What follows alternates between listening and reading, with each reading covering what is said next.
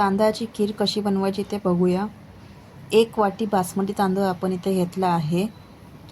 त्यातला 1 चमचा तांदूळ आपण साईडला काढून घ्यायचा आणि त्यात थोडे बदाम टाकून थोडंसं पाणी टाकायचं आणि हे अर्धा तास आपल्याला भिजत ठेवायचं आहे। त्यानंतर राहिलेला जो तांदूळ आहे तो आपण एका दुसऱ्या मोठ्या वाटीत काढून घेणार आणि 3-4 वेळा धुवून घ्यायचा आणि कुकरला 3 शिट्ट्या देऊन शिजवून घ्यायचा।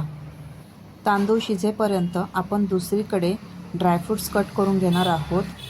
ड्रायफ्रूट्समध्ये आपण काजू, बदाम आणि पिस्ता असे ड्रायफ्रूट्स घेतले आहेत। ह्याला बारीक करून घ्यायचं आणि मगाशी जे आपण अर्धा तास तांदूळ आणि बदाम भिजत घातले त्यातले बदामाची सालं काढून घ्यायची आणि ते मिश्रण मिक्सरला बारीक पेस्ट करून घ्यायची। 3 शिट्ट्यांनंतर तांदूळ चांगला मॅश करून घ्यायचा आणि खीर करायला मेन प्रोसेससाठी सुरुवात करायची।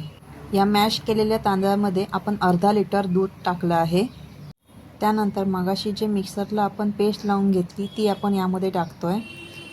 त्यानंतर आपण यामध्ये ड्रायफ्रूट्स कट केलेले टाकणार आहोत। आता हे सगळं मिक्स करून घ्यायचं आणि ह्याला एक उकळी यायला द्यायची। त्यानंतर आपण यामध्ये 1 वाटी साखर टाकतोय।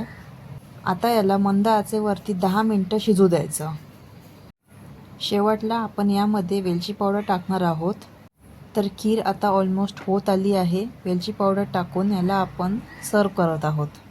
तांदळाची खीर तयार आहे।